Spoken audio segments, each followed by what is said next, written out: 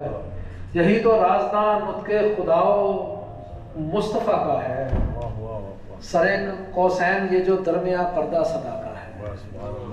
یہی تو رازداں نطق خدا و مصطفیٰ کا ہے، سر قوسین یہ جو درمیاں پردہ صدا کا ہے، اور کرم آل ابا ہر مظہر نور خدا کا ہے۔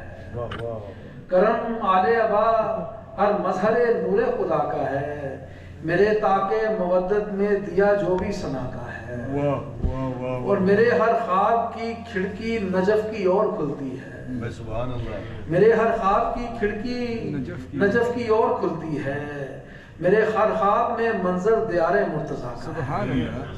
میرے ہر خواب کی کھڑکی نجف کی اور کھلتی ہے، میرے ہر خواب میں منظر دیار مرتضیٰ کا ہے۔ یہ دیکھو کس کے در کو چھو کے ہوں کیف تہجد میں، یہ دیکھو کس کے در کو چھو کے ہوں کیف تہجد میں، یہ دیکھو نور ماتھے پر میرے کس کی ولا کا ہے۔ یہ دیکھو کس کے در کو چھو کے ہوں کیف تہجد میں، یہ دیکھو نور ماتھے پر میرے کس کی ولا کا ہے، اور ہوئے آسان مجھ پر مرحلے حمد الہی کے، ہوئے آسان مجھ پر مرحلے حمد الہی کے، میرے ہونٹوں پہ جب سے تذکرہ مشکل کشا ہے۔ ہوئے آسان مجھ پر مرحلے حمد الہی کے، میرے ہونٹوں پر جب سے تذکرہ مشکل کشا کا ہے، اور چلا ہوں بائے بسم اللہ سے والناس کی راہ پر، چلا ہوں بائے بسم اللہ سے والناس کی رہ پر، سفر ایک ایک آیت میں ثنائے مرتضیٰ کا ہے، اور میسر جو مجھے یہ لمس سلک حرف مدحت ہے، میسر جو مجھے یہ لمس سلک حرف مدحت ہے، حقیقت میں سرا اس ہاتھ میں حبل بقا کا ہے، حقیقت میں سرا اس ہاتھ میں حبل بقا کا ہے، اور انہی ارباب کی پہچان ہے اس پاک بی بی سے، انہی ارباب کی پہچان ہے اس پاک بی بی سے، حصار ان ہستیوں کے نور پہ جس کی کسا کا ہے، انہی ارباب کی پہچان ہے اس پاک بی بی سے، حصار ان ہستیوں کے نور پہ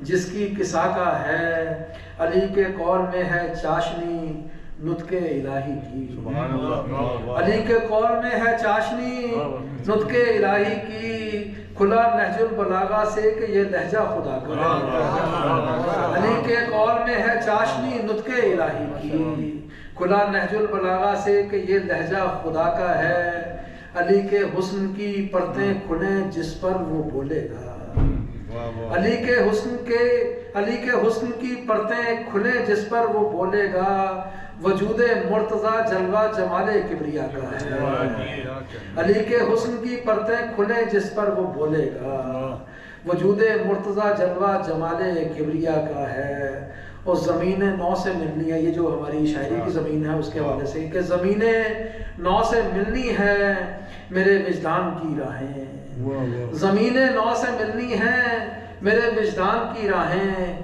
سفر جاری ابھی سجاد یہ فکر رسا کا ہے، زمین نو سے ملنی ہے میرے وجدان کی راہیں، سفر جاری ابھی سجاد یہ فکر رسا کا ہے، یہی تو رازداں نطق خدا و مصطفیٰ کا ہے، سر قوسین یہ جو درمیاں پردہ صدا کا ہے، اور محمد و آل محمد صلی اللہ علیہ وسلم۔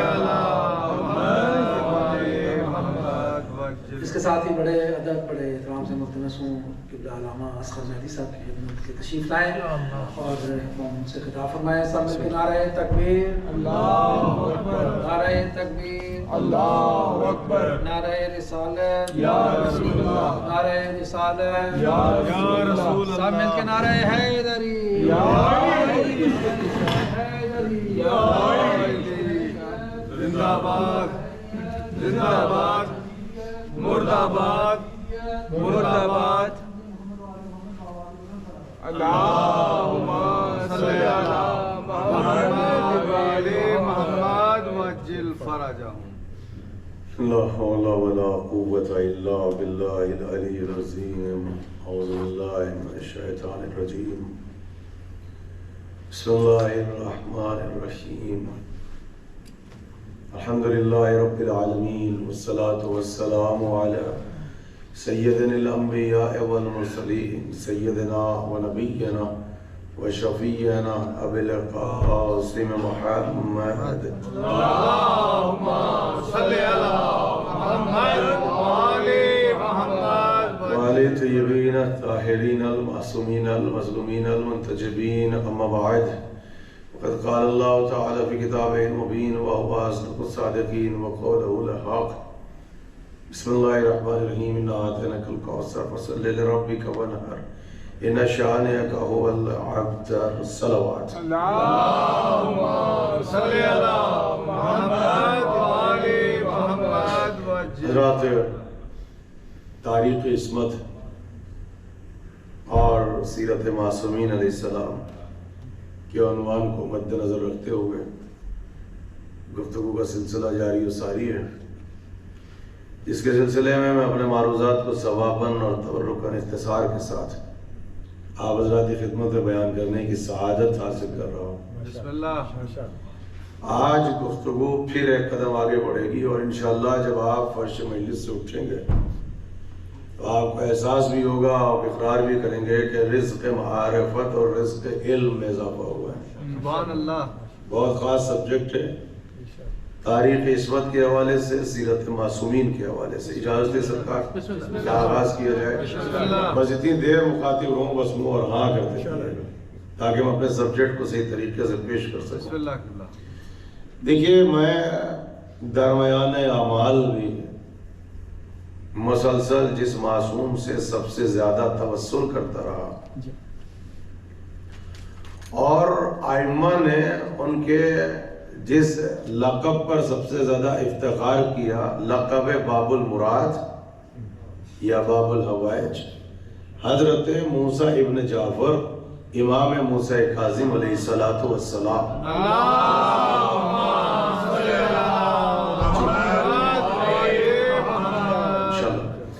تو آج عصمت کی یہ کڑی اور عصمت کا سلسلہ آپ کے 7ویں امام تک پہنچے گا۔ بسم اللہ۔ ماشاءاللہ۔ یہ وہ سبجیکٹ کا میں نے انتخاب کیا ارزال کے جن سبجیکٹ کو سننے کے آپ عادی ہیں، کسی معصوم کی شہادت پر یا کسی معصوم کی ولادت پر وہ بھی چند منٹ پڑھایا جاتا ہے اور جمپ لگا کے ایک دم مسائل پہ پہنچ جاتے ہیں۔ حالانکہ ہر زمانے کا امام علی ہے، اس کی سیرت کو پڑھو، وہی لذت ہے جو مولا علی کے فضائل میں لذت ہے۔ تو آپ دیکھیے، آج میں آپ کو بالکل آپ کے ذہنوں کو اٹھا کے، آپ کو یہاں سے اٹھا کے موسیٰ ابن جعفر کے دربار تک لے کے چلوں گا۔ آپ دیکھیے گا میں بالکل آپ کو کاظمین تک پہنچا دوں گا۔ تصور شرط ہے کہ بالکل ایسے بیٹھے ہیں کہ ابھی آپ کاظمین میں پہنچے ہیں، دروازہ سامنے ہے اور دروازے میں لکھا ہوا ہے باب المراد۔ کیا بات ہے! مرادوں کے قبول ہونے کا دروازہ۔ میں نے آپ سے بتایا تھا کہ ایک سے بڑھ کے اس خاندان میں ایک باب الحوائج، ایک سے بڑھ کے، چاہے جناب علی اصغر ہو، چاہے مادر حضرت عباس جناب ام البنین ہو، چاہے بنت رسول جناب زہرا سلام اللہ علیہ ہو، چاہے مسلم ابن عقیل ہو، چاہے امام جواد ہو یا موسیٰ ابن جعفر، ایک سے بڑھ کے ایک باب الحوائج۔ مگر جب آپ پہنچیں گے کاظمین میں تو جو دروازہ ہے داخل ہونے کا، جو صدر دروازہ ہے، اس پر لکھا ہوا ہے باب المراد۔ یہاں پہ آؤ، یہاں ساری دعائیں مستجاب ہوتی ہیں۔ اب دیکھیے کہ آپ کو اینٹر کیسے ہونا ہے، اور میں آپ کو جو فضائل اور جو مرتبہ پڑھ کے سناؤں گا وہ بالکل آپ فرش زمین پہ نہیں، فرش آسمان پہ بیٹھ کے مجلس سے آپ دیکھیے تاریخ عصمت، سیرت معصومین۔ جیسے ہی پہنچے، میں نے ذرا سی ایک جھلک دکھائی تھی، موسیٰ ابن جعفر کے قبر پہ آپ جا رہے ہیں، گنبد ایک ہے اور اندر قبریں دو ہیں، آپ کے 7ویں امام، آپ کے 9ویں امام، اسی لیے کہتے ہیں کاظمین۔ جب پہنچے تو داخل ہونے سے پہلے ایک قبر آتی ہے اور پہلے تو پڑھتے ہیں آپ کس نے دخول، آپ اللہ سے اجازت لیں گے، آپ ملائکہ سے اجازت لیں گے، فرشتوں سے اجازت لیں گے۔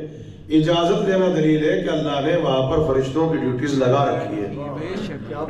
اور آپ جانتے ہیں جو فرشتے آ جاتے ہیں قبر ائمہ پر، جو غول کے غول اترتے ہیں، جو فرشتے آ جاتے ہیں پھر قبر کو چھوڑ کے واپس نہیں جاتے، قطاریں باندھ کے کھڑے ہو جاتے ہیں۔ اب جب اس پروٹوکول سے گزرتے ہوئے آپ مولا کی قبر کی طرف جاتے ہیں تو پہلی قبر آتی ہے رائٹ سائڈ میں، اور میں نے تھوڑا سا تعارف کرایا تھا. دیکھیے فقہا کی تاریخ کی طرف آپ چلیں، وہ کس کی قبر ہے؟ ابن قولویہ. ابن قولویہ 1000 برس پرانی جنہوں نے کتاب لکھی زیارت کربلا کے سلسلے میں، عظمت زیارت کے سلسلے میں، عظمت خاک شفا، آنسو کی حقیقت، فرش عزا میں بیٹھنے کے آداب، آداب زیارت، زیارت پہ جاؤ تو کیسے جاؤ، کیا مرتبہ ہے، کیا پروٹوکول ہے. یعنی جب زیارت کریں تو عادتاً نہ کریں، عبادتاً کریں. آپ جانتے ہیں ابن قولویہ تاریخ شیعت کے اتنے بڑے فقیہ گزرے ہیں جن کی وہ کتاب جو انہوں نے 1000 برس پہلے لکھی، اس کتاب کا نام ہے کامل الزیارت.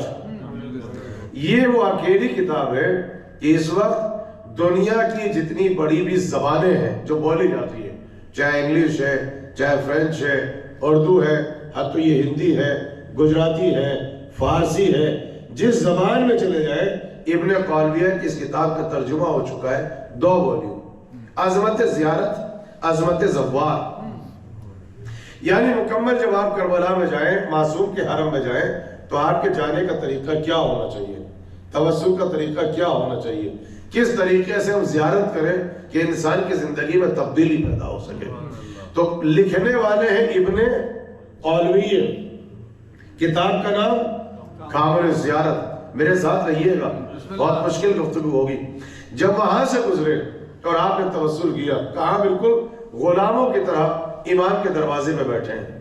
آپ سنیے، ایک قدم آگے بڑھے تو وہ آپ کے ایک اور شاگرد ان کے پہلو میں ہے، اور بالکل برابر برابر قبریں ہیں. یہ ہے ابن قولویہ. آپ نے ان کی زیارت کی، آپ نے ان کو سلام کیا. بالکل ان کے برابر میں پہنچے تو وہ ہے شیخ مفید. جملہ کہہ دو، خطابت کا جملہ ہے. ہمارے علماء کی تاریخ دیکھو، شیخ ہے مگر مفید ہے. کیا بات ہے بھائی مولی صاحب، آپ تشریف فرما ہے. ہمارے یہاں تو جو شیخ ہے وہ بھی مفید ہے، مضر نہیں. آپ نے دیکھا، یہ تاریخ شیعت ہے، یہ تاریخ شیعت ہے کہ ہمارے یہاں تو شیخ بھی مفید ہوتے ہیں. تو شیخ مفید کون ہیں کہ جن کے مرنے کے بعد خود امام نے ان کی قبر پہ مرثیہ لکھا. یہ تاریخ شیعت ہے جن علماء پہ افتخار کرتی ہے. امام نے ان کو بھائی کہہ کے پکارا، اور یہ وہ شیخ مفید ہے تاریخ شیعت کا. اور آپ کے فقہا میں شیعت کا بہت بڑا ستون، بہت بڑا مینارہ اور بہت بڑا پلر، یہ ان کی قبر ہے. اب یہاں سے گزر کے موسیٰ ابن جعفر کی قبر پہ جاتے ہیں. مگر میں نے آپ سے یہ عرض کیا تھا، ذرا سا منظر دیکھیں. وہاں استاد، برابر میں شاگرد، شیخ مفید علیہ الرحمہ. اب آپ سنیے، دروازے سے باہر پھر 2 قبریں. جب باہر نکلے تو کون؟ سید مرتضیٰ علم الہدیٰ. بھائی کیا کہنا، یہ کس کے شاگرد؟ شیخ مفید. یہ سلسلہ آپ دیکھیں، کس کے شاگرد؟ شیخ مفید. تھوڑا سا ٹرن ہو جائے تو تاریخ شیعت کا وہ مینار جس پہ آپ کو افتخار، وہ ہے سید رضی. ہر وہ شیعہ کہ جہاں قرآن رکھا ہے بلندی پر، جہاں برابر میں مفاتح الجناح رکھی ہے، وہیں پر بلندی پر قرآن کے پہلو میں نہج البلاغہ رکھی ہے. نہج البلاغہ کو کمپائل کیا سید رضی نے. سید رضی، سید مرتضیٰ، دونوں بھائی، دونوں شاگرد شیخ مفید کے. شیخ مفید شاگرد ہے ابن قولویہ کے. اب ذرا سا دیکھیے گا. اور یہ شیخ مفید کا کیا کہنا کہ جنہوں نے خواب میں شہزادی عالم کو دیکھا، کہہ رہے ہیں یہ شیخ، یہ 2 میرے بچے ہیں، سید مرتضیٰ، سید رضی. دونوں کو نسبت دی کہ میرے بچے، شیخ ان کو پڑھاؤ. پریشان ہو گئے، بیدار ہوئے، رونے لگے. بی بی کیا خطا ہو گئی، مجھ سے کون سی غلطی ہو گئی کہ آپ نے خواب میں آ کے کہا کہ میرے بچوں کو پڑھاؤ. ابھی درس دے رہے تھے کہ کسی نے آگے بتایا کہ مدرسے کے دروازے پہ ایک خاتون کھڑی ہے، سر جھکا کے، سر سے لے کے پاؤں تک سیاہ چادر میں ملبوس ہے، 2 بچوں کی انگلیاں پکڑ رکھی ہے. کہا شیخ یہ 2 میرے بچے، ان کو پڑھا دو. کا نام کیا ہے؟ کہ یہ ہے سید رضی، یہ ہے سید مرتضیٰ.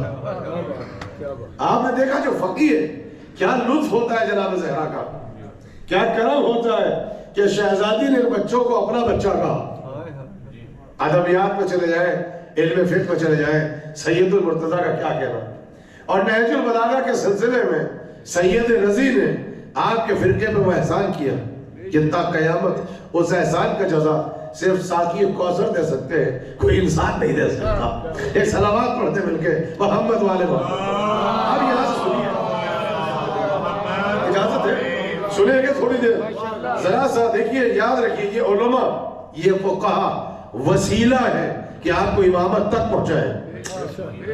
امامت وسیلہ ہے سب سے بڑا کہ آپ کو رسالت تک پہنچائے, اور رسالت سب سے بڑا وسیلہ ہے کہ آپ کو توحید تک پہنچائے. پریشان نہیں ہوئیے. تو آپ دیکھیے ہم ابن قولبیہ سے شروع کیا, کامل الزیارت 1000 برس پرانی تاریخ, شیخ مفید سید رضی سید مرتضیٰ. اب ایک قبر ہے موسیٰ ابن جعفر کے روزے میں. اب جو وہ کچھ اس طریقے سے بنا کہ مرد حضرات جو ہے وہ ادھر نہیں جا پاتے. جب سے پورشن بنا تو وہ قبر آ گئی ہے اس سائیڈ میں کہ جہاں خواتین بیٹھتی ہیں. تو آپ دور سے کرتے ہیں آپ زیارت, دور سے کرتے ہیں آپ سلام, لیکن آپ جانتے ہیں ان کی تاریخ کیا ہے. تاریخ شیعت کا بہت بڑا پلر خواجہ نصیر الدین طوسی. دیکھیے جو افراد آپ سے عداوت رکھتے ہیں نا, ان کی نظر میں خواجہ نصیر الدین نام ہے تبرع کا, ان کا نام ہی براج ہے. آپ یہ دیکھ لیں کہ ریاضیات کے اعتبار سے دیکھ لیں, میتھمیٹکس کے اعتبار سے دیکھ لیں, علم سائنس کے حوالے سے دیکھ لیں, علم فلکیات کے حوالے سے دیکھ لیں, ادبیات کے حوالے سے دیکھ لیں, خواجہ نصیر الدین طوسی تاریخ شیعت کا اتنا بڑا فقیہ ہے جس کا کوئی جواب نہیں. آپ سنیے, خواجہ نصیر الدین طوسی کس زمانے میں ہے؟ ہلاکو خاں کا زمانہ ہے, بنی عباس کا زمانہ. جب بنی عباس نے بغداد کو ایک طریقے سے تعمیر کیا اور پھر تاراج بھی کیا, شیعہ نے اہل بیت کے خون کو بہایا. بغداد جو بنا ہے اس کی تاریخ یہ ہے, موسیٰ ابن جعفر کی طرف جانا ہے, یہ پانی یا اینٹ یا گاروں سے نہیں بنا. بغداد بغداد کی دیواریں شیعہ اہل بیت کے خون سے تیار ہوئی ہیں. یہ بغداد کی تاریخ ہے جہاں بادشاہ تخت پہ بیٹھتا تھا اور کہا جاتا تھا کہ آج شیعہ اہل بیت کو اریسٹ کیا جائے. اہل تشیعوں کو, آپ کے اجداد کو, بچوں کو گرفتار کیا جاتا تھا.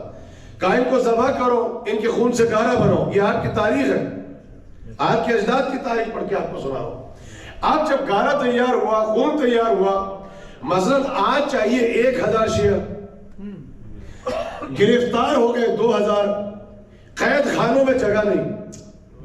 7ویں امام جو تحفظ دے رہے تھے شیعت کو, وہ 14 برس سے کہا وہ قید میں. قید خانے اور پریزن جو ہیں وہ بھرے ہوئے ہیں پریزنر سے. ضرورت ہے اتنے خون کی, اتنے گارے کی, اب ان کو کیا کریں؟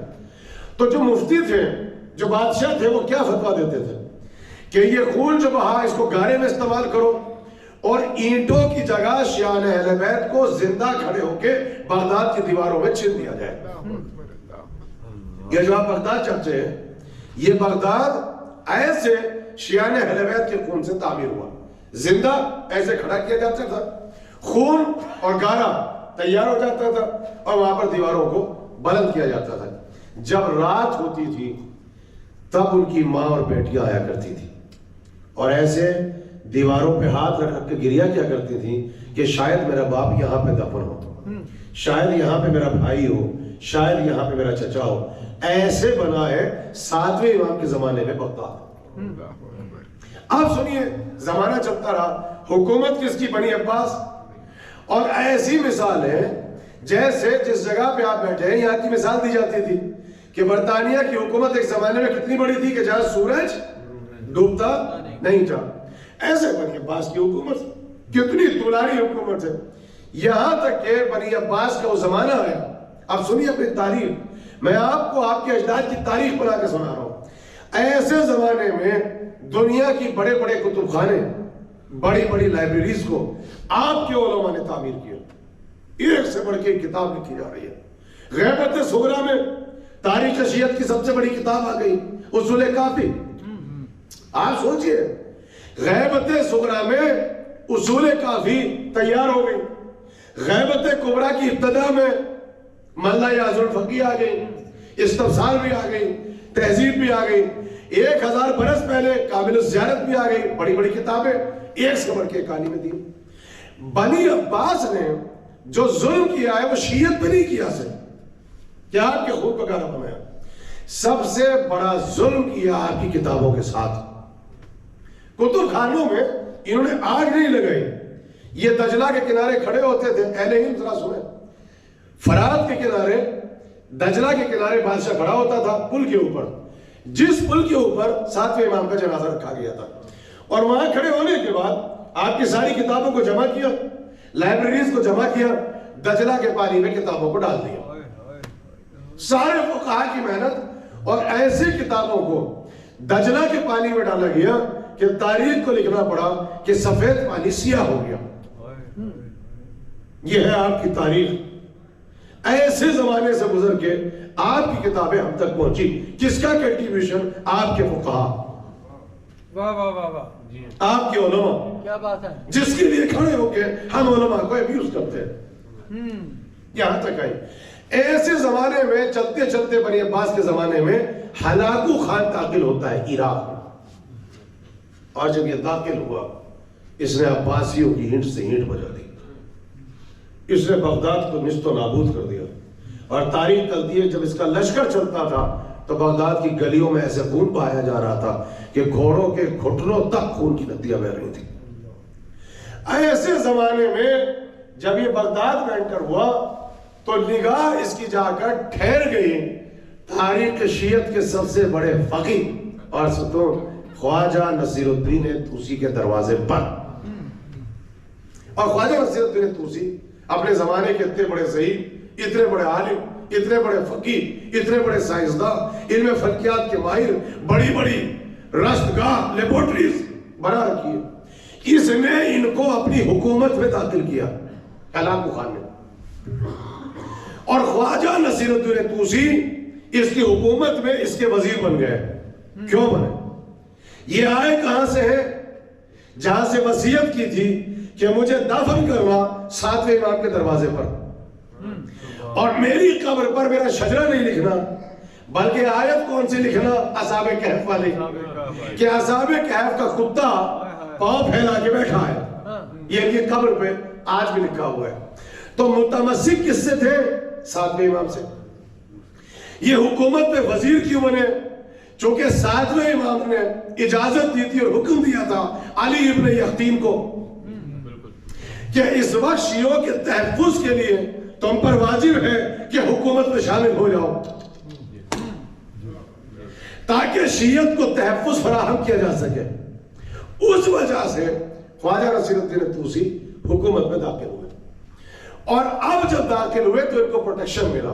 دیکھیں ہلاکو خان نے عباسیوں کو مارا ہے، عراق کو تاراج کیا ہے، بغداد پہ حملہ کیا ہے، مگر تاریخ کہتی ہے کہ کربلا میں قبر امام حسین کی طرف اس نے سر اٹھا کے نہیں دیکھا، اس نے کہا روزہ منہدم نہیں ہوگا، مقامات مقدسہ کو کوئی نقصان نہیں پہنچے گا۔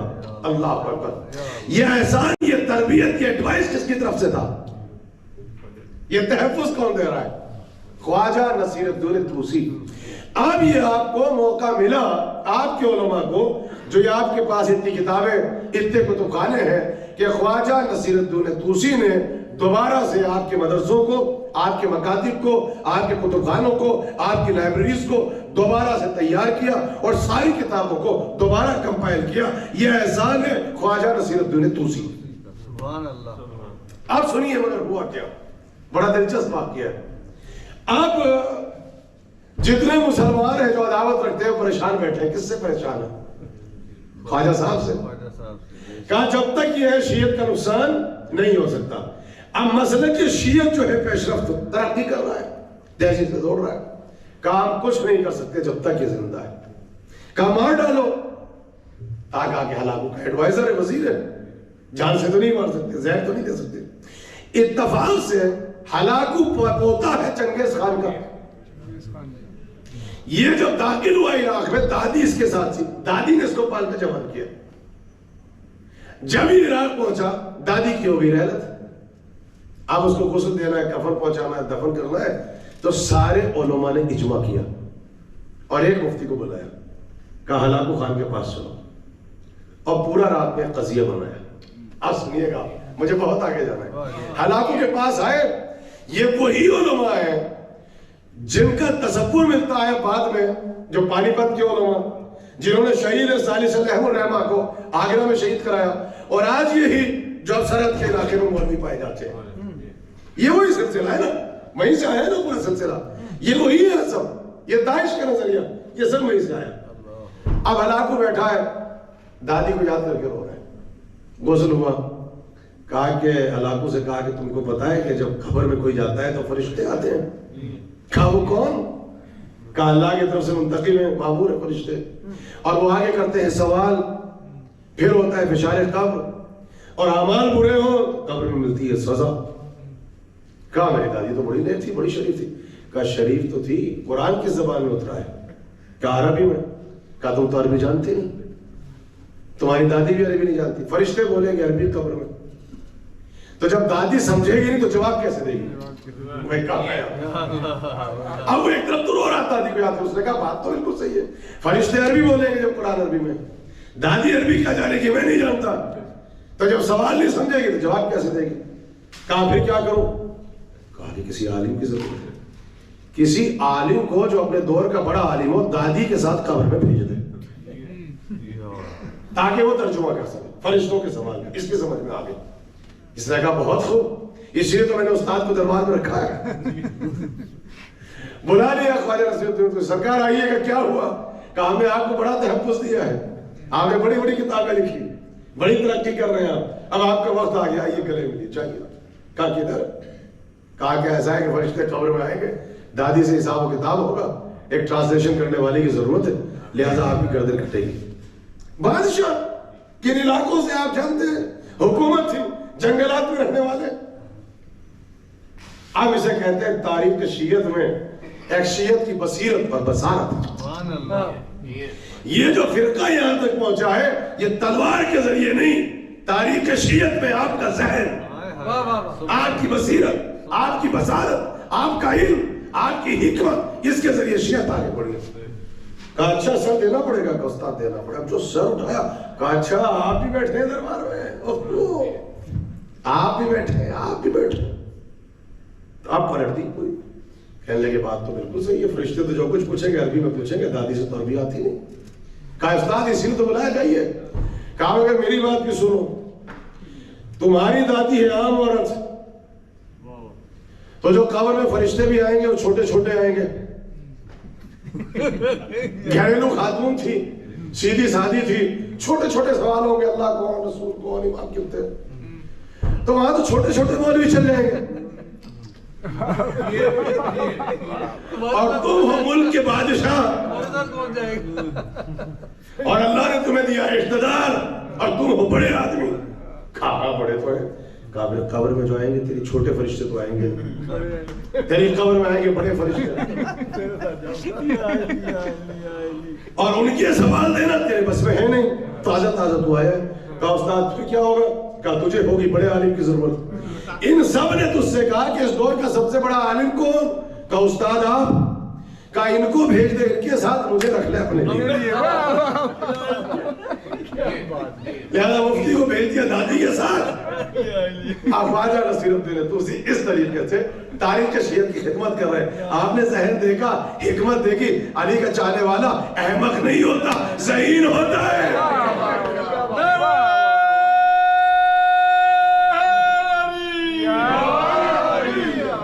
اس لیے کہ آپ دور دیکھیے، دور کون سا ہے۔ میں آپ کو بتاؤں، جو آپ کہتے ہیں یہ پڑھ دیا اور وہ پڑھ دیا، اور یہ پڑھنے سے وہاں فساد ہو گیا، اور یہ پڑھنے سے یہ ہو گیا، نہیں۔ آپ کی تاریخ وہاں سے گزری ہے جہاں نہ آپ کے پاس ذاکرین تھے، نہ آپ کے پاس زوزی تھے، نہ آپ کے پاس خطیب تھے، نہ یہ مجلسیں تھی، نہ یہ سینٹر تھے، نہ یہ ادارے تھے۔ تاریخ شیعت میں آپ کے اجداد پھر بھی ایسے ہی خون بہا رہے تھے۔ واہ واہ واہ، سبحان اللہ، سبحان اللہ۔ آپ کو مارنے کے لیے اتنا کافی ہے کہ آپ کا نام حسین ہے، آپ کا نام محمد ہے، آپ کا نام علی۔ آپ سنیں گے سات امام کس دور سے گزر رہے ہیں جو پڑھ کے سنایا۔ امام جو تحفظ دے سکتا ہے وہ ہے قید میں. مدینے سے مائگریٹ کر کے کہاں لائے؟ بغداد. بغداد سے بھی باہر نکال کے کہاں؟ اس قازوین کے علاقے میں، اس بیلٹ میں رکھا جہاں ان کی چھاؤں نہیں ہے، تاکہ ہم نظر رکھ سکیں. اور پھر کہیں اب شیعت کو تحفظ کون دے؟ اتنا مارا گیا کہ تاریخ شیعت کا اکیلا معصوم ہے آپ کا ساتویں امام. جہاں جب چاہنے والوں نے کہا کہ مولا ہمیں اپنی جان کی پرواہ نہیں ہے، مگر یہ نسل زہرا سورہ کوثر کی تفسیر، یہ شیعت یہ آگے کیسے بڑھے گی؟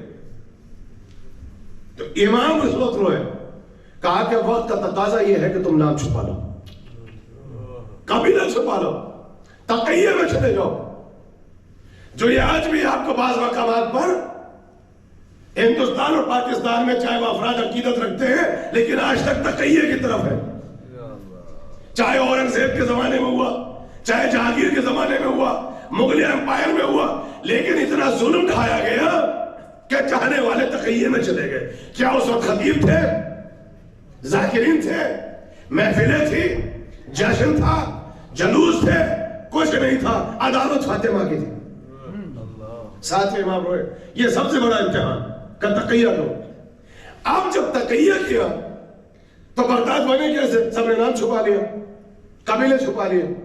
اب علماء دربار میں پریشان بیٹھے ہیں. کہا کوئی شیعہ نظر ہی نہیں آتا، علی کے چاہنے والے کہاں چلے گئے؟ تو علماء نے کہا کہ ضرور موسیٰ ابن جعفر نے حکم دیا ہوگا تقیہ کا. اب سنو درباروں میں ہوتا کیا تھا. تو علماء نے بادشاہ سے کہا یہ اپنا نام چھپا سکتے ہیں، قبیلہ چھپا سکتے ہیں، مگر ایک چیز ان کو گھٹی میں پلائی جاتی ہے بچپنے میں. اس شے کا نام یہ ہے کہ اگر زمین پر، کاغذوں پر، پتھر پر فاطمہ کا نام لکھ دیا جائے اور اس کو چوراہوں پر، شاہراہ عام پر، مدرسوں اسکولوں کے دروازوں پر بکھیر دیا جائے، ان کے بچوں کو تو عقیدے کا تو نہیں پتا، علم کا تو نہیں پتا، تقیہ کا تو نہیں پتا، مگر ماؤں نے سکھا رکھا ہے اگر کاغذ پہ نام فاطمہ ہو تو پاؤں نہ رکھنا، اٹھا لینا، چوم لینا، ایک طرف رکھ دینا. کہا کہ ایک کام کرو، رات میں بغداد میں کاغذ جمع کرو، پتوں کو جمع کرو، اس میں فاطمہ علی کا نام لکھو. ہر اسکول، ہر مدرسے کے دروازے پر، شاہراہ عام پر، چوراہوں پر وہ پتے ڈال دو اور جاسوسوں کو کھڑا کر دو. جب اسکول کا وقت ہو جو بچہ جوتے کے ساتھ چلتا ہوا گزر جائے وہ ہمارا والا، اور جو ذرا ٹھٹک جائے ایک سیکنڈ کے لیے بھی، ایک لمحے کے لیے اڑ جائے یا رک جائے یا دامن بچائے، سمجھ لو علی کے شیلوں کا بچہ ہے، وہیں گرفتار کر لینا. یہ ہوئی یہ سازش تیار جس سے بغداد بنا.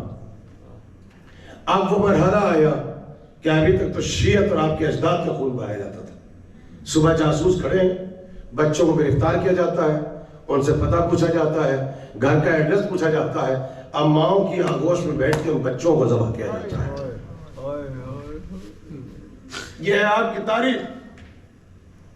اس طریقے سے یہ بغداد وجود میں آیا. آپ سنیں ایسے زمانے میں آپ کا ساتویں امام اپنی امامت کو اسٹیبلش کیسے کرے؟ جب تک تاریخ کے عصمت کو، سیرت معصومین کو نہیں سنو گے معرفت پیدا نہیں ہوگی. چھٹے امام کا زمانہ آپ کا رشد، آپ کا کمال، کلائمیکس پیش ہوتا ہے. کیوں؟ سب سے بڑی قداور شخصیت آپ کے چھٹے امام. بنی عباس مجبور ہو کے بیٹھ گئے کہ جب تک امام صادق زندہ ہے شیعت کو نقصان نہیں پہنچ سکتا، کچھ نہیں کر سکتے ہو. کہا پھر کیا کریں؟ کہا ان کو مار دو، ان کو مار دو. کہا فائدہ کیا ہوگا؟ کہا ان کے گھر میں انقلاب برپا کرو. اس تاریخ کو سننا، آج پورا عشرہ یاد نہیں رکھنا، بڑے سکون کے ساتھ بیٹھ کے ان کے گھر میں انقلاب پیدا کرو. کہا کیوں؟ کہا ہم تو جو کرتے ہیں ہم پہ لیبل لگا ہے کہ ہم بنی عباس ہیں، ہم تو ان سے عداوت رکھتے ہیں، ان کے گھر میں انقلاب برپا کر دو. مگر جب تک چھٹے امام زندہ ہے یہ پوسیبل نہیں. اب آگے اب چیپٹر چھٹے امام کے بیٹوں میں جو سب سے بڑے بیٹے وہ کون؟ وہ ساتویں امام نہیں ہے، یہ سب سے چھوٹے ہیں. وہ حضرت اسماعیل, میں نے لفظ حضرت کہا ہے. اسماعیل امام جعفر صادق کے بیٹے بھی ہیں, اطاعت گزار بھی ہیں, اور سب سے زیادہ محبت کرتے ہیں امام سے. امام سے پوچھا کہ آپ کا یہ بیٹا کا میرا سب سے زیادہ مطیع, سب سے زیادہ چاہنے والا. تو ساتھ امام نے کہا بابا پھر میں, کہا تم تو میرا نفس ہو, تم تو میری جان ہو, تم تو میرا لہو ہو, تم تو حجت خدا ہو. میں ان بیٹوں کی بات کر رہا ہوں, سب سے زیادہ چاہنے والا یہ اسماعیل. مگر حضرت اسماعیل کی رحلت ہو گئی چھٹے امام کی زندگی میں. فقہ جعفریہ کا تقاضا کیا ہے؟ جتنا فاسٹ ہو کفن پہناؤ, تہذیب سے قبرستان لے جاؤ, جتنی جلدی ہو دفن کرو. یہ سیرت ہے فقہ جعفری میں. امام نے تاریخ کو بدلا, غسل دیا, کفن پہنایا, اور لاشا رکھا ہوا ہے. ابو بصیر دور دراز کے علاقوں میں جاؤ, زرارہ اطراف میں جاؤ, فلاں سے کہا تم اطراف میں جاؤ, بلاؤ جانے والوں کو, اتنا دو میرا اسماعیل مارا گیا. حکمت دیکھی, مصلحت دیکھی, چاہنے والے آ رہے ہیں تعزیت کے, مسلمان آ رہے ہیں, امام بیٹھ کے رو رہے ہیں, بار بار ایسے کفن کا پلو ہٹاتے ہیں, دیکھو میرا بیٹا چلا گیا, دیکھو جوانی میں چلا گیا. جو آتا ہے امام روح سے پردہ ہٹاتے, دیکھو میرا بیٹا چلا گیا. کیوں؟ تاکہ تم پہچان لو کہ اسماعیل میری زندگی میں دنیا سے پردہ کر گیا. آج جو قریب رہتے تھے ان کو تو پتہ چل گیا. یہ سوشل میڈیا کا زمانہ نہیں کہ اسماعیل اب چھٹے امام کو اگر کچھ ہو جائے, he cannot be an امام. کیوں؟ ہم نے خود دیکھا. مگر دور دراز کے علاقوں میں, عراق میں, اسپین تک آ رہا ہے مذہب, یونان میں, روم میں, افریقہ میں, شام میں, دمشق میں, مصر میں, لبنان میں. کیا کریں؟ بنی عباس نے پروپیگنڈا کر دیا تھا, امامت is just like a kingdom, بادشاہ, کہ اگر کوئی امام دنیا سے چلا جائے تو آٹومیٹیکلی اس کا بڑا بیٹا مسرت امامت پر بیٹھتا ہے. یہ نظام ولایت بادشاہ ہے. اب جب دور دراز پتہ چلا چھٹے امام چلے گئے, بنی عباس کی حکومت کا بڑا بیٹا کا اسماعیل, کہا کہ سیونتھ امام اسماعیل. مگر جو کلوز ہے وہ کیا کریں, جنہوں نے دیکھا. آپ حکمت دیکھیے, چھٹے امام کی ہوئی شہادت, جس کا تھا انتظار, بنی عباس نے وہی کیا. اسماعیل کا بیٹا ہے محمد ابن اسماعیل, اس کو بلایا, اس کو بائے کیا, اس کو خریدا. کہا کہ دیکھو یہ ایک طرف تو یہ جو خمس آتا ہے سہم امام, یہ تمہارا حق, تم بھی اولاد فاطمہ, تم بھی اولاد رسول. اب یہ لائے, ہم کریں تو دشمن, ہم کریں بنی عباس تو اثر نہیں ہوتا, ہم تو اپنی امامت کو اسٹیبلش کر نہیں سکتے. مگر ہم تمہیں بٹھائیں گے, اگر انقلاب اٹھے گا تو ہم کہیں گے اگر یہ اپنا رسول اللہ, یہ بھی اپنا رسول اللہ, یہ اولاد ابو طالب, یہ بھی اولاد ابو طالب, یہ اولاد علی, یہ بھی اولاد علی, یہ چھٹے امام کی اولاد, یہ چھٹے امام کی اولاد, یہ بنی ہاشم, یہ بھی بنی ہاشم. گھر میں انقلاب برپا کرو. کہ ایک طرف تو ہم تمہیں امامت دیں گے اور امامت کو ریکوگنائز کریں گے, دوسری طرف ہم تمہیں بنائیں گے سپورٹڈ بائی حکومت, حکومت تمہارے ساتھ, مسجد امامت پہ بیٹھ جاؤ. کہا مگر بابا کو تو مرتے ہوئے لوگوں نے دیکھا. کہا تم حدیث بھول گئے رسول کی, رسول سے لے کے تمہارے دادا تک ایک حدیث کو ریپیٹ کرتے ہیں, امامت ختم نہیں ہوگی جب تک امام مہدی نہ آ جائے. پلس تمہارا امام جو آخری ہوگا وہ پردے غیبت, وہ ہوگا طولانی, پھر ہوگا امام کا ظہور. میں نے کتنے ہزار برس پرانی تاریخ محنت کر کے آپ کو پڑھ کے سنا. کاش انہوں نے رات کا سیمینار سنا. میں نے 6000 7000 برس پرانی تاریخ پڑھ کے آپ کو سنائی, تب امام مہدی کو پڑھا. کہا تم اعلان کر دو کہ تمہارے بابا مرے ہی نہیں, اسماعیل, وہ تو پردے غیبت میں ہے. اسماعیل پردے غیبت میں.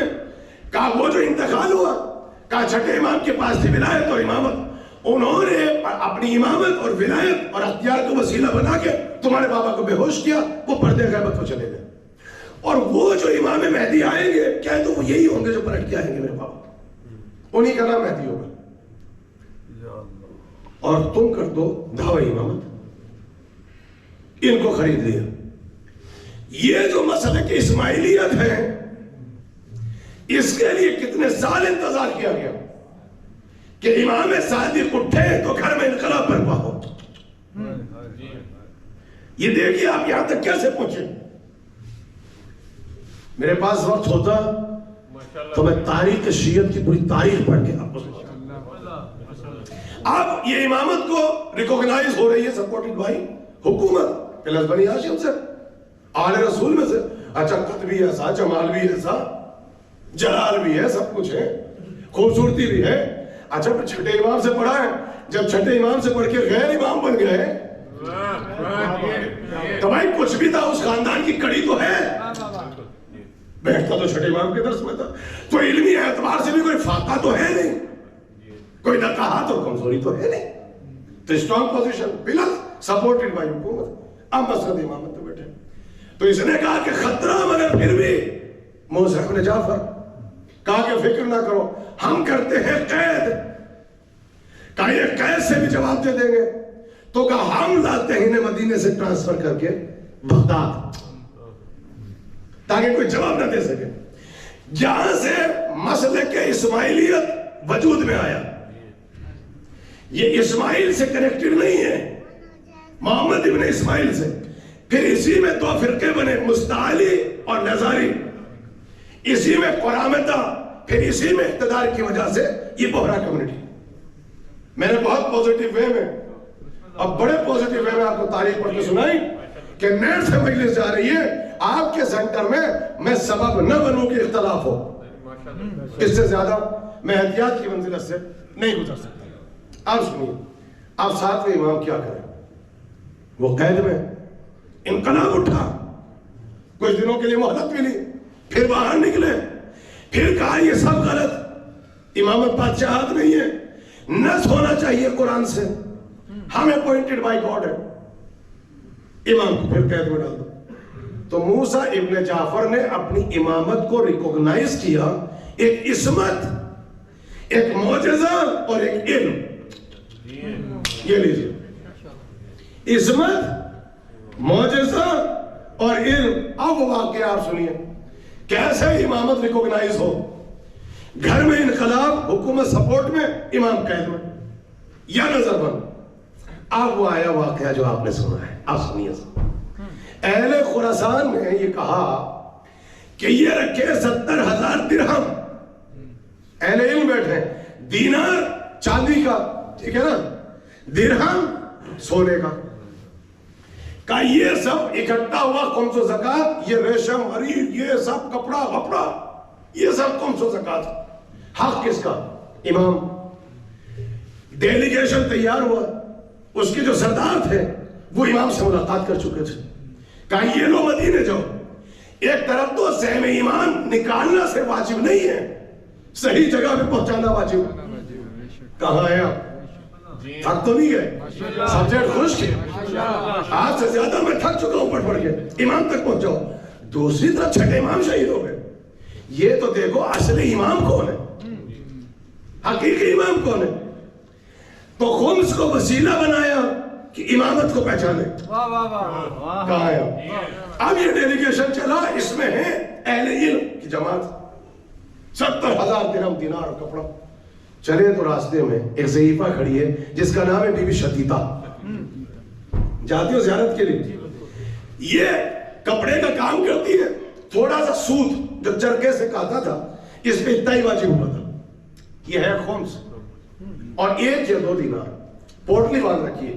اتنا سا سود چرکے سے کہا یہ خمس واجب ہوا، یہ بچہ ہے میرا. اور یہ 1 دینار یا درہم، یہ سہم امام. کوئی لینے کو تیار نہ ہوا تو یہ ہوئی. کہاں لکھا ہے کہ 70,000 ہوں گے تو واجب ہوگا؟ ایک سود کا دھاگا بھی ہے تو واجب ہے، ورنہ حق کے زہرا کے مقروض ہو. یہ لے کے جاؤ.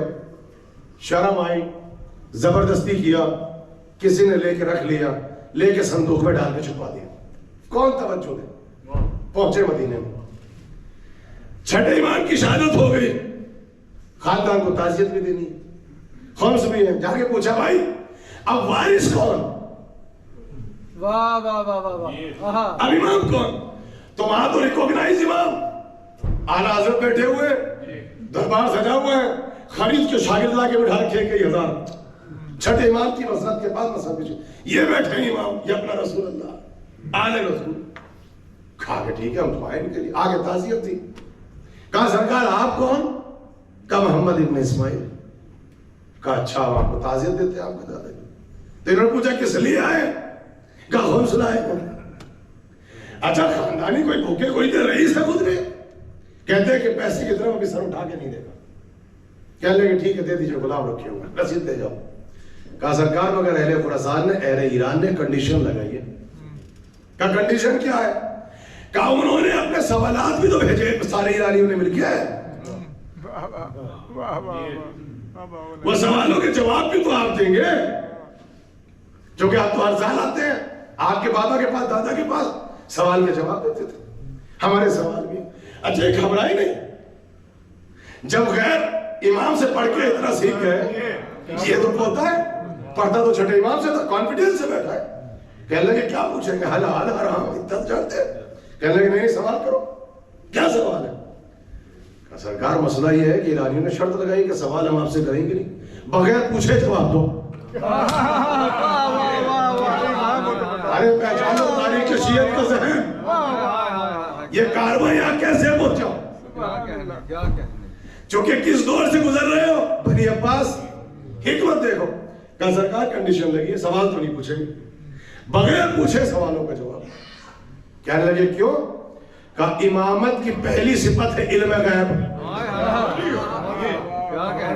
آپ سمجھ میں آیا کہ مجلس معجزہ علم عصمت کیوں پڑھتے ہیں؟ اگر اس کو ممبر سے ہٹا دیا تو امامت کو ثابت کیسے کرو گے؟ کیا صاحب جو آتا ہے خطیب اسی کو پڑھتا ہے یہ آپ کی ضرورت ہے. کہا آپ کی امامت پہ علم غیب تھا. اب جب یہ کہا تو ایک دم گھبرائے. کہنے لگے سب غلط. اللہ کے علاوہ کسی کے پاس علم غیب نہیں ہوا. اب سمجھ میں آیا کہ علم غیب امام کی صفت نہیں ہے یہ عقیدہ نہیں ہے علمی تھکن کا نتیجہ ہے. ارے کہاں ہے آپ؟ اچھا جو اہل علم بیٹھے ہیں وہ تو قسمیں کھا کے تو نہیں بیٹھے ہو کہ بولیں گے نہیں. تھوڑا ہوں اور ہاں کرو. میں تو آپ کو سلوات کے لیے مجبور نہیں کرتا ہوں. بر محمد محمد صلوات میرے پاس 10 منٹ بچے ہیں اور میں چونکہ ہمارے بزرگ بیٹھے ہوئے انہیں رانا صاحب کو آپ سے اپیل بھی کرنی ہے. میں ان کے درمیان آپ کے درمیان زیادہ معنی بھی نہیں بنوں گا مگر اس کو سن لیں. کہنے لگے نہیں ہمارے پاس کوئی علم غیب نہیں ہوتا اسے خدا کے پاس ہوتا ہے. اب وہ پہچان گئے کہ بیٹھا اصلی کی جگہ ہے مگر ہے نقلی. کہاں ہے آپ؟ کہنے لگے سرکار یہ تو آپ غلط بات کر رہے ہیں. مسافر ہے پردیسی ہے. محمد ابن اسماعیل لگے سرکار آپ غلط بات کر رہے ہیں. کہا کس لیے غلط؟ کہا ہم نے آپ کے دادا کو بھی دیکھا ہے. اب سنیے آپ کیا کہہ رہے ہیں.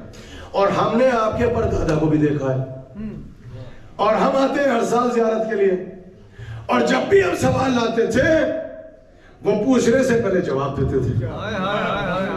ہم سن کے نہیں آئے ہیں. ہم نے آپ کے دادا کو دیکھا ہے پردادا کو دیکھا ہے ان کے درس میں بیٹھے ہیں. آپ جو یہ کہا تو کہنے کہ سرکار آپ نقلی ہو. ہم غلط جگہ آ گئے اور یہ کہہ کے کہا نہ تو خمس دیں گے نہ زکوٰۃ دیں گے نہ کپڑا دیں گے نہ سوال پوچھیں گے. ہم جائیں گے واپس.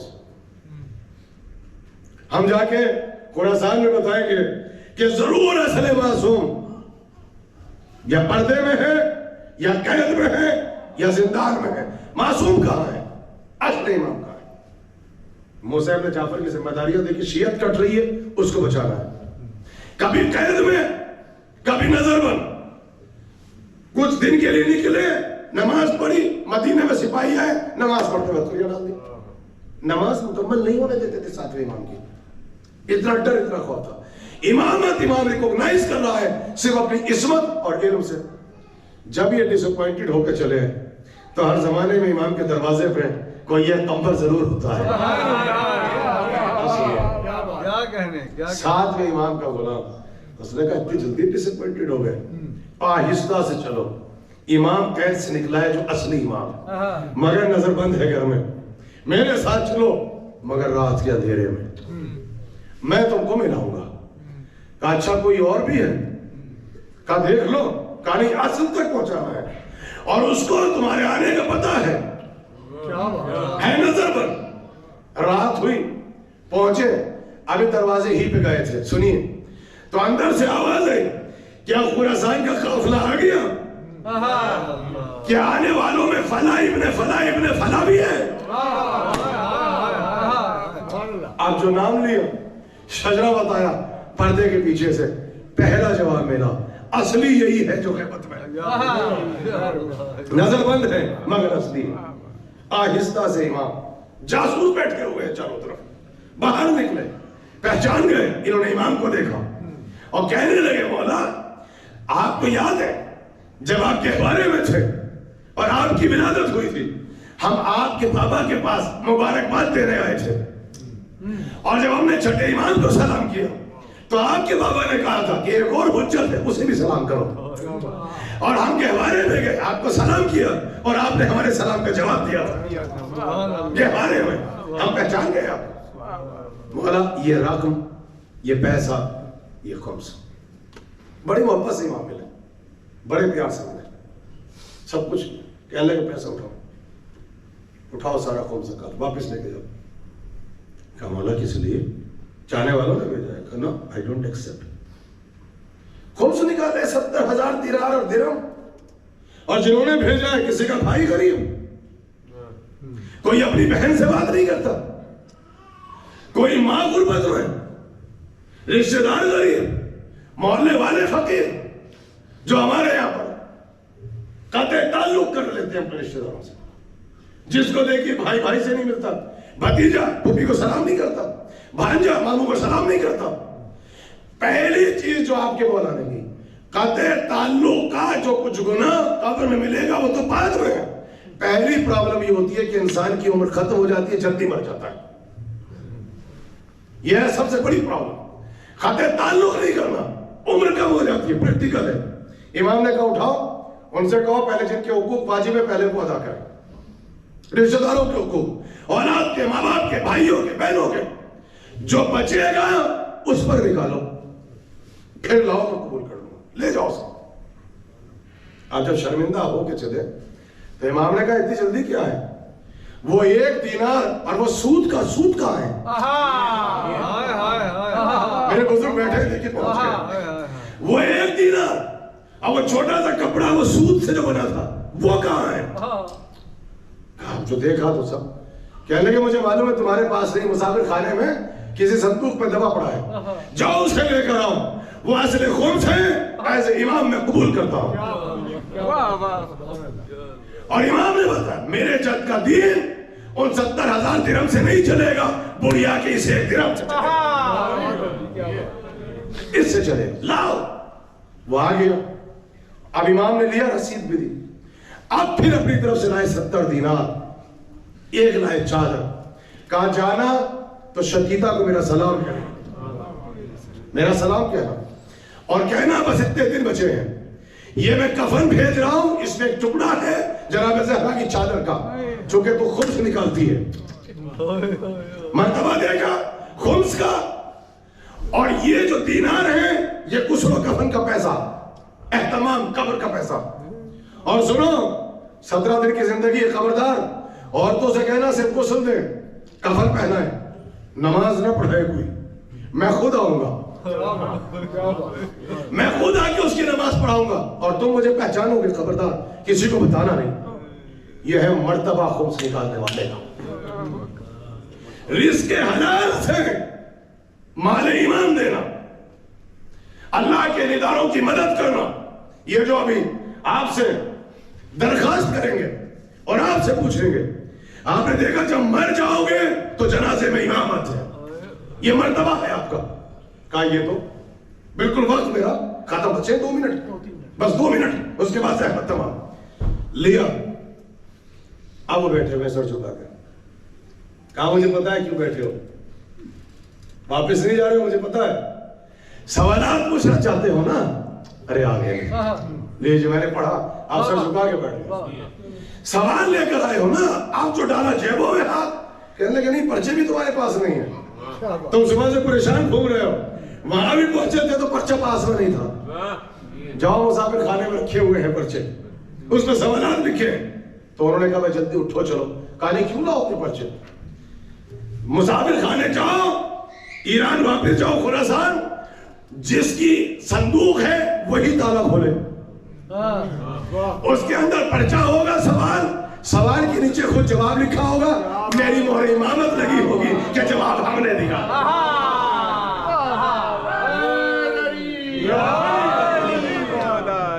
سوال بھی، جواب بھی، اور مہر امامت بھی۔ اس طریقے سے آپ کے ساتویں امام نے اپنی امامت کو اسٹیبلش کیا، اور زمانے میں کہ جہاں ایک طرف گھر میں انقلاب، دوسری طرف چھٹے امام کے مقابلے پر مسند اجتہاد شروع ہو گیا، ابو حنیفہ مسلح بنا دیا، اور ادھر اجتہاد نص کے مقابلے پر مسند امامت بھی بچھا دی، اور ادھر مسند اجتہاد نص کے مقابلے پر بچھا دیا۔ امام کبھی قید میں کبھی نظر میں، کیسے تاریخ شیعت کا ایک کارواں وہاں سے لے کے یہاں تک پہنچا۔ اپنے امام سے اپنے آپ کو قریب کرو، معرفت کو حاصل کرو، تاریخ عصمت کو سنا کرو، ہر معصوم کی عصمت کو سنا کرو، ہر معصوم کی سیرت کو سنا کرو، آنے والے علماء سے کہا کرو کہ ہر امام علی ہے، ہمیں ہر امام کا کردار اور فضائل پڑھنا چاہیے۔ سبحان اللہ، اس طریقے سے ہم حضرت حجت کے قریب پہنچیں گے، اور یہ معرفت پیدا ہوگی۔ جب رکن یمانی کے پاس امام زمانہ کو دیکھو گے تو خود بولو گے آپ کے بارے میں سنا بہت تھا، دیکھا آج۔ مولا آپ سب کو سلامت رکھیں، خان صاحب تشریف لے آئیے، بزرگ ہیں، اور انشاءاللہ یہاں سے اسٹیج ان کے حوالے ایک پویتر صلوات پڑھنے مل کے وہاں